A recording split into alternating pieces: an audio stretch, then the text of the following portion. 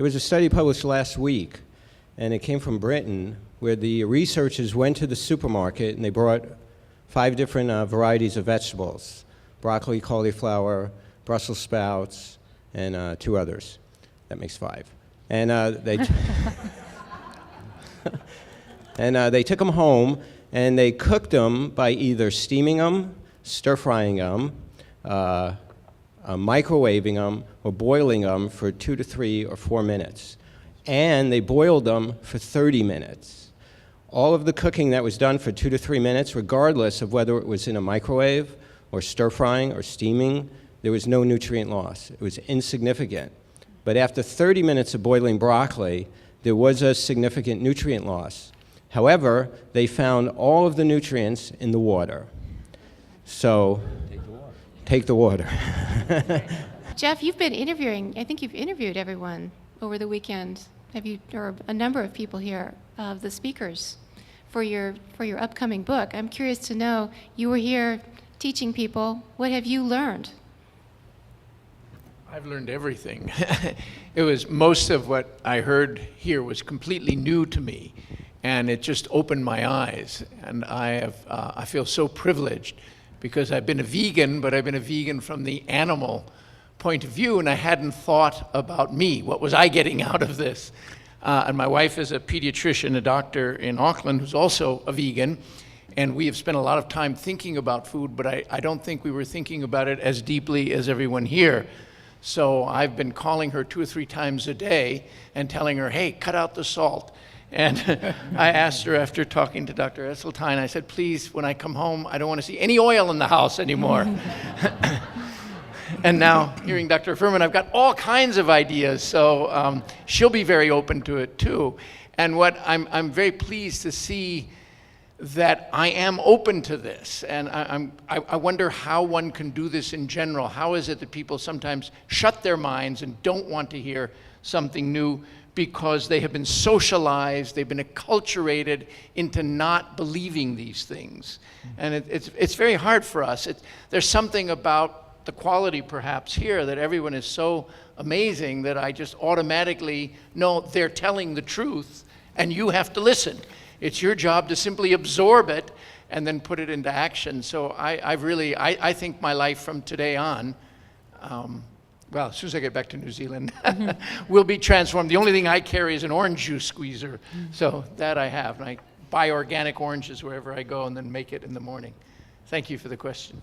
The guy who invented or who perfected this procedure is named Dr. Robert Vogel. And I believe right now he's the editor of the journal Circulation and the president of the American College of Cardiology. And I got to meet with him and discuss some of his work last November. And he's become very interested in what we do and the effects of all this because he's been studying it.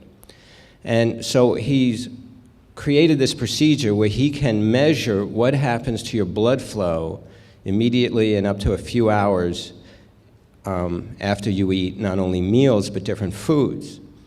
And one of the studies he did was on some like olive oil.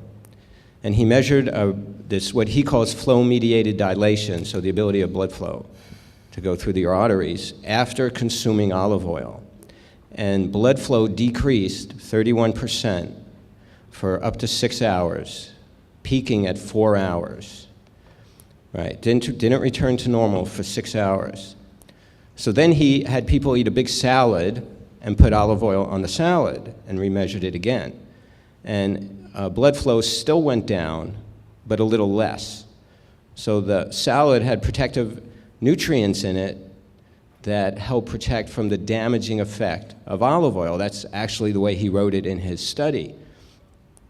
And he actually said that's really the benefit of the Mediterranean diet. It's not the olive oil. They got away with using olive oil. It's because they ate a diet that was high in fruits and vegetables and whole grains and beans and legumes, and they moved around a lot, and they didn't overeat.